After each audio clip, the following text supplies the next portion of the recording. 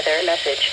The National Weather Service in Cleveland has issued a severe thunderstorm warning for southeastern Ashland County, northeastern Knox County, Holmes County, until 11:15 p.m. Eastern Daylight Time. At 10:04 p.m. Eastern Daylight Time, National Weather Service Doppler radar indicated a severe thunderstorm capable of producing quarter-size hail and damaging winds in excess of 60 miles per hour.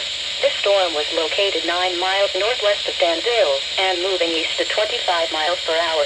Locations impacted include Millersburg, Holmesville, Danville, Loudonville, Nashville, Glenmont, Kilbuck. This is a dangerous storm. Seek shelter inside now and stay away from windows. Repeating, a severe thunderstorm warning has been issued until 11:15 p.m. Eastern Daylight Time for the following counties in Ohio: Ashland, Holmes, and Knox.